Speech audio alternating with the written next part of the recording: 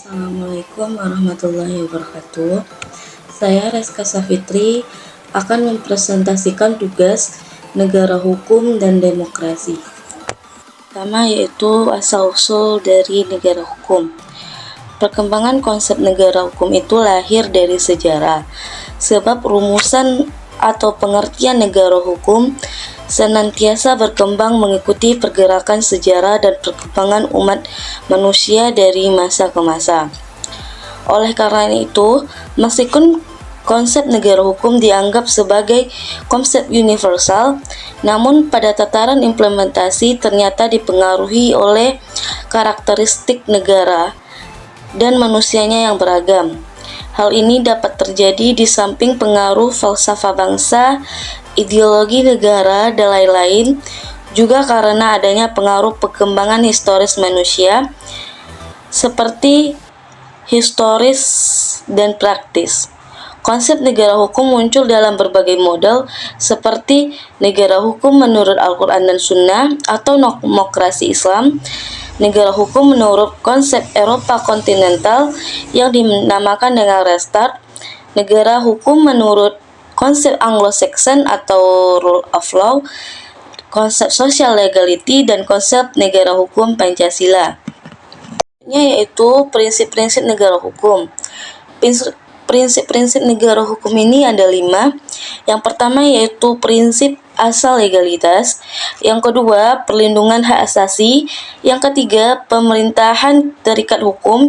Yang keempat, monopoli pemaksaan pemerintahan untuk menjamin penegakan hukum. Dan yang kelima, pengawasan oleh hakim yang merdeka, yaitu negara hukum di dunia. Sistem hukum di dunia secara umum terbagi atas 5 sistem yang utama. Yang pertama yaitu sistem hukum sivil, yang kedua sistem hukum umum, yang ketiga sistem hukum sosial, yang keempat sistem hukum agama, dan yang kelima sistem hukum adat ataupun gabungan-gabungannya. Selanjutnya yaitu hubungan sistem hukum dengan negara hukum. Suatu susunan atau tatanan yang teratur yang berkaitan dengan satu sama yang lainnya, tersusun menurut pola. Negara adalah sistem norma-norma. Jadi, hubungannya adalah hukum berisi peraturan-peraturan yang mengatur tata cara jalannya pemerintahan, sedangkan hukum mengatur tingkah laku masyarakat yang hidup di negaranya. Tanpa adanya hukum, maka negara akan menjadi kacau, karena hidup masyarakat menjadi tak beraturan sehingga berpotensi akan merusak keutuhan negara. Selanjutnya yaitu, apa itu sistem dan apa pula sistem hukum? Yang pertama, pengertian sistem.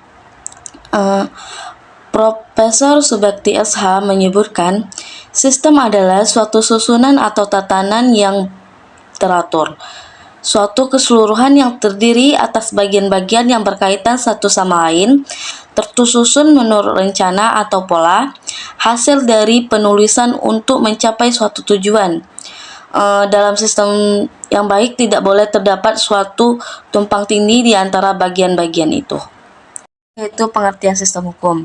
Sistem hukum adalah kesatuan utuh dari tatanan-tatanan yang terdiri dari bagian-bagian atau unsur-unsur yang satu sama dengan yang lainnya, yang berhubungan dan berkaitan secara erat. Untuk mencapai suatu tujuan kesatuan tersebut, perlu kerjasama antara bagian-bagian atau unsur-unsur tersebut menurut rencana dari pola tertentu. Dalam sistem hukum yang baik tidak boleh terjadi pertentangan atau tumpang tindih di antara bagian-bagian. Jika terjadi tumpang tindih, maka sistem hukum itu sendirilah yang akan menyelesaikannya. Selanjutnya yaitu teori hukum pembangunan. Inti dari teori hukum pembangunan ialah sebagai sarana pembaharuan masyarakat. Profesor Mukhtar tidak kemudian menyarankan Indonesia untuk menjadi case law atau mengubah sistem menjadi common law. Tapi dalam teorinya, beliau hendak memandang bagaimana hukum tertulis bisa terus mengakselerasi pembangunan Indonesia. Karena Indonesia merupakan negara hukum yang sebagaimana tertuang dalam pasal 1 ayat 3 Undang-Undang Dasar tahun 1945 sebagai negara hukum. Segala aspek kehidupan berbangsa dan bernegara di Republik Indonesia dilandasi peraturan perundang-undangan. Pencapaian dari teori hukum pembangunan ini adalah bahwa pembangunan hukum senantiasa diorientasikan hukum sebagai sarana untuk melakukan pembaharuan masyarakat. Selanjutnya, teori hukum progresif. Hukum progresif merupakan pemikiran perkembangan hukum yang digagas oleh Profesor Sajipto Raharjo, yang berpandangan bahwa hukum dibentuk untuk manusia, bukan manusia untuk hukum. Hukum progresif memahami konsep keadilan sebagai hukum yang benar-benar memperhatikan sumber-sumber hukum, baik untuk tercapainya keadilan, sehingga tidak lagi mendasar bahwa wanita dan anak adalah subjek hukum yang paling lemah. Teori hukum integratif. Teori hukum integratif menurut Romli Atmasasmita merupakan perpaduan antara teori hukum pembangunan dan teori hukum progresif dalam konteks Indonesia yang terinspirasi oleh hukum menurut Hart. Teori hukum integratif menjelaskan bahwa rekayasa birokrasi dan rekayasa masyarakat harus dilandaskan pada sistem norma, sistem perilaku, dan sistem nilai yang bersumber pada Pancasila sebagai ideologi bangsa Indonesia. Itu teori dan tujuan dari hukum responsif menurut Philip Nonet. Hukum responsif berorientasi pada hasil, pada tujuan-tujuan yang akan dicapai di luar hukum. Dalam hukum responsif, tatanan-tatanan hukum dinegosiasikan, bukan dimenangkan melalui subordinasi. Ciri khas hukum responsif adalah mencari nilai-nilai tersirat yang terdapat dalam peraturan dan kebijakan. Dalam model hukum responsif ini, mereka menyarankan ketidaksetujuan terhadap doktrin yang dianggap mereka sebagai interpretasi yang baku dan tidak fleksibel. Itu bentuk negara hukum Pancasila. Negara hukum dalam perspektif Pancasila selain memiliki elemen-elemen yang sama dengan elemen-elemen negara hukum dalam Restat maupun Rule of Law, juga memiliki elemen-elemen yang spesifik yang menjadikan negara hukum Indonesia berbeda-beda dengan konsep negara hukum yang dikenal secara umum.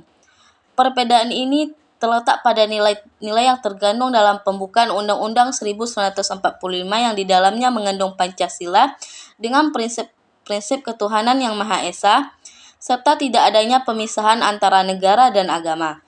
Prinsip musyawarah dalam pelaksanaan kekuasaan pemerintahan negara, prinsip keadilan sosial, kekeluargaan dan gotong royong, serta hukum yang mengabdi pada ketuhanan negara kesatuan Indonesia. Usul negara hukum Pancasila. Teori negara hukum sebenarnya telah lama berkembang sesuai dengan tuntutan keadaan, dimulai dari zaman Plato hingga kini. Konsepsi tentang negara hukum banyak mengalami perubahan yang mengalami ahli filsafat dan pakar hukum untuk merumuskan teori negara hukum dan hal-hal yang harus ada.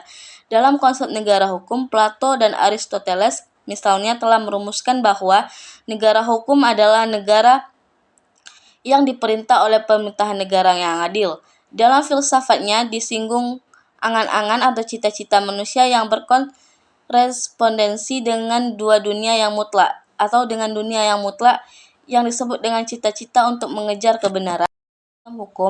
Sistem hukum yang bermoral dan bermartabat.